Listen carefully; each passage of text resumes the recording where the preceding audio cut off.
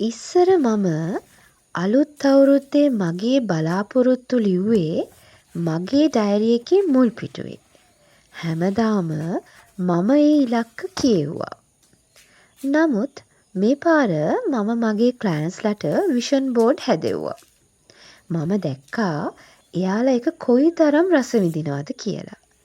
ඒ නිසා මම හිතුවා මමත් මේ පාර මේ විදිහට විෂන් බෝඩ් එකක් හදනවා කියලා. හැබැයි අද මම ඔයාලා එක්ක කතා කරන්නේ විෂන් බෝඩ්ස් ගැන නෙමෙයි.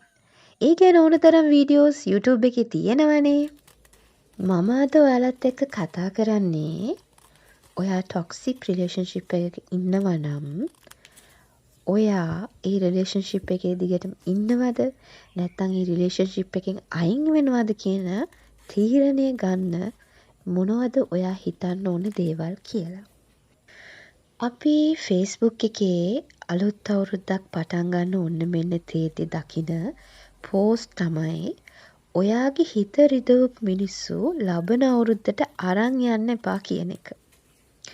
ඇත්තටම තමන් ආදරය කරන තමන්ගේ ජීවිතේ වැඩි කොටසක් බෙදා ගන්න නැත්නම් තමන්ට ඉන්න එකම කෙනා එහෙම බල්ලෙක් පූසෙක් පාරේ දාලා යනවා වගේ අතහැරලා අලුත් අවුරුද්දකට යන්න පුළුවන්ද? මන් ළඟට කවුන්සලින් එනවා කෑනු පිරිමි දෙකොල්ලොම මෙහෙම කියන. මම ආදරය කරන කෙනා හරිම ටොක්සික්. ඒත් මට එයා නැතුව ඉන්න බෑ. එයාටත් එහෙමයි. කොච්චර රණ්ඩු කළත් පහෝදා මුකුත් උනේ නෑ වගේ කතා කරනවා.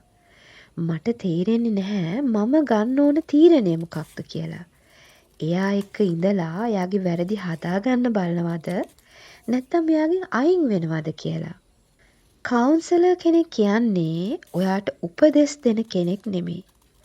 අපේ රස්සාව ඔයාට ඒක කරන්න මේක කරන්න එපා කියන එක නෙමෙයි.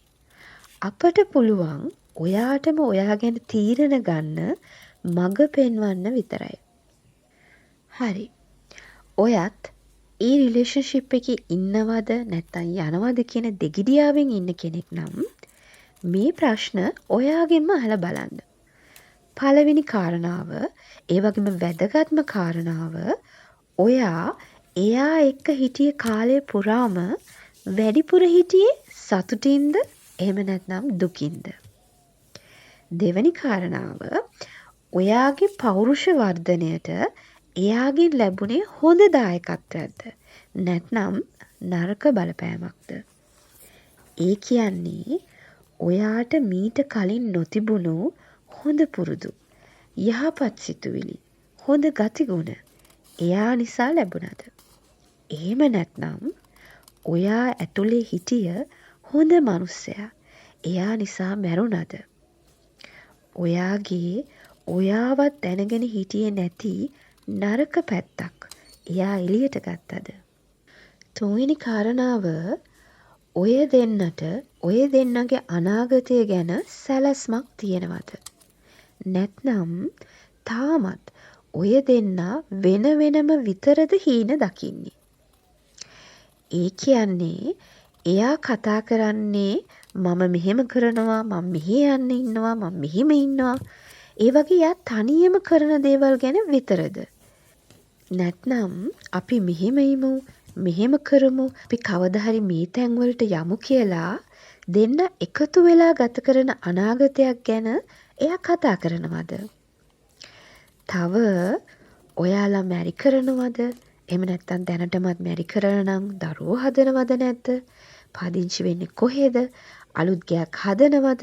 ඒ වගේ දේවල් ගැන ඔයාලට සැලැස්මක් තියෙනවද? හතරවෙනි කාරණාව, ඔය දෙන්න එකතු වුණාට පස්සේ, ඒ කියන්නේ ඔය දෙන්නගේ අතර සම්බන්ධතාවය ඇති වුණාට පස්සේ ඔයාගේ දෙමව්පියෝ ඔයා ගැන දැන් ඉන්නේ සතුටින්ද?